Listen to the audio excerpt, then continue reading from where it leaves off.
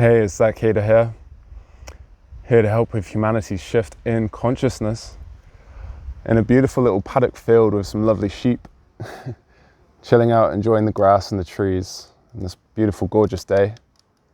It's lovely. In this video, I want to talk about the blame game and conspiracy theories or conspiracy facts in some ways. I'm not going to go too much into it, but of course we can see on all of our media platforms, whether that's the news we watch on TV, whether that's on Facebook, our own personal news feeds,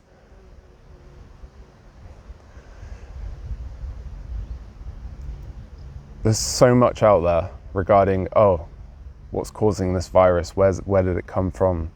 Is there an agenda behind it?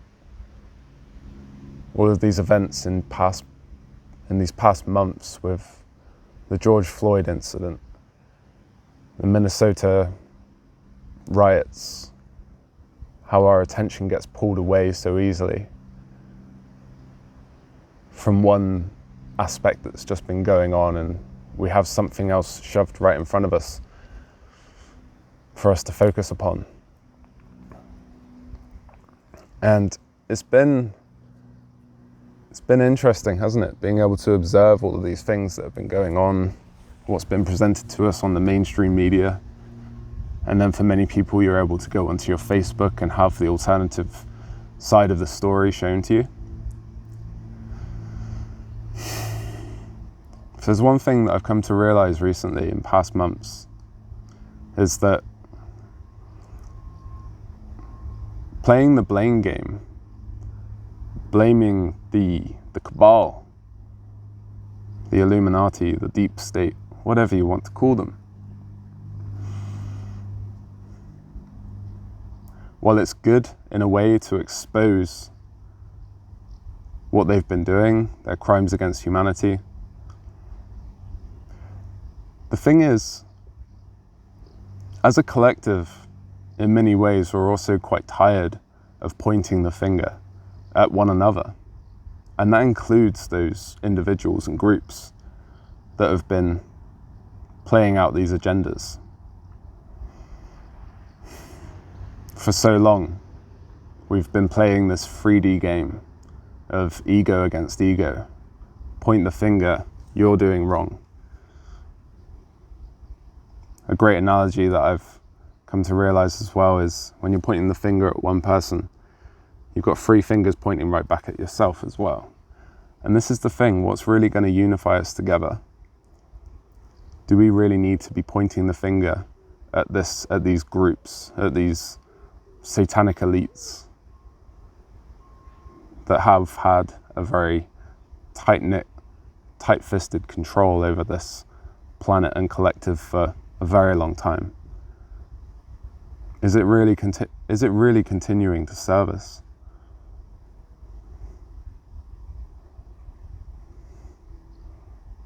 Or is it in a way dividing us further? And this is the thing.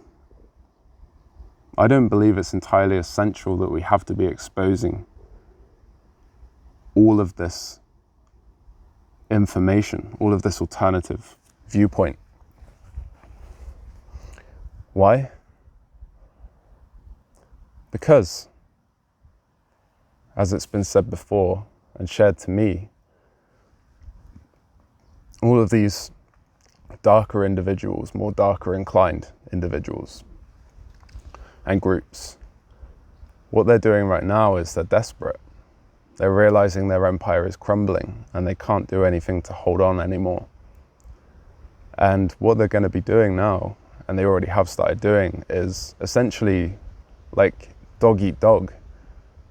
They'll expose another one. They'll expose one of their colleagues in that way so that they themselves can get less of a harsh sentence. And so they're going to be exposing each other. And we're starting to see it in the media as well. It's like, I saw a report yesterday about how COVID was on a mainstream, I think it was the Telegraph or Fox News or something like that, how COVID was lockdown didn't actually help in a particular way or something like that. I don't know, but the point I'm getting at here is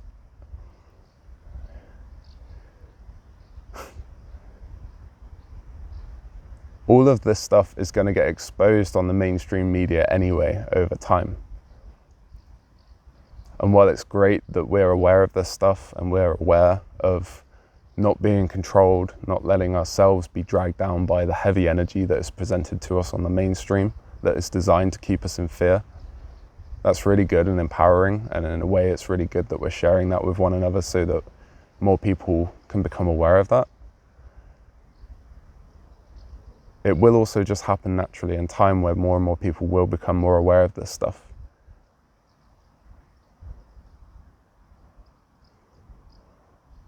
One other aspect as well is we have to realize that we are all part of one big collective. And it's a hard pill to swallow in a lot of ways, but these aspects of our collective, these individuals and groups of within our collective, our human collective, even though some of them aren't directly human souls, but that's a point for another time, they still have that aspect that is also within ourselves, because we are them and they are us. So the best thing we can do ultimately is to have compassion for them. They have done some horrible things to untold numbers of people, untold amounts of abuse, violating the free will of so many people and animals, and the list goes on. Heinous, horrible crimes against humanity.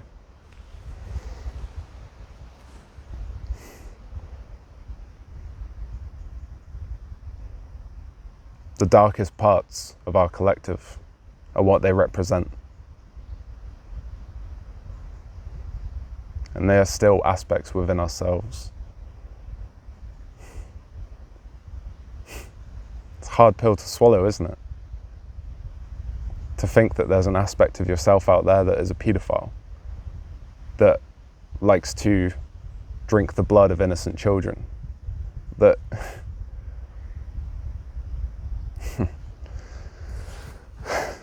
that likes to harvest organs from innocent people and sell them internationally but also intergalactically, that likes to traffic people and keep them as slaves, both on planet and off planet, sell them to other collectives and groups.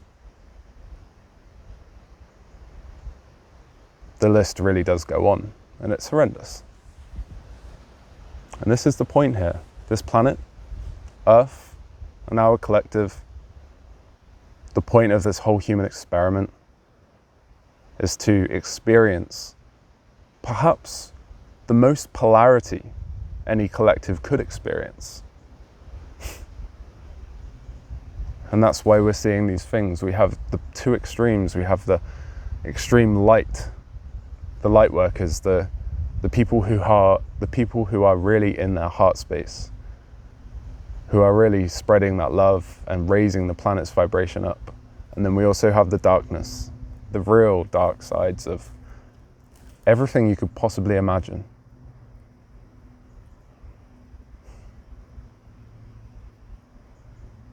And the light is winning. The light has already won. And it will continue to win. It will continue to transmute that darkness, to neutralize it, and turn it into love.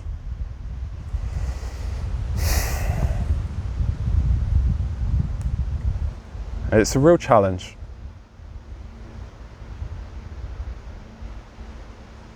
Life on this planet is as difficult or as joyous as you make it. And it's easy to say that when you're going through very difficult times, when you're struggling to pay your rent or you're you have relationship troubles, or your career is in disarray, or your health, you're struggling with your health. So many aspects of life. All the while living in a system that is designed to stack the odds against you from birth. Also having such an emotional experience as well as a human who has full range access to all of the emotions available within this universe.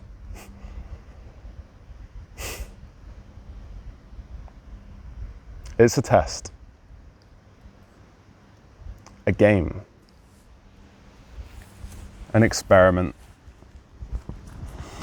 that you signed up for because you knew you could do it. You knew it wasn't going to be easy, but you went for it anyway. You're doing a great job. Keep going. I'll be there with you. We're in this together.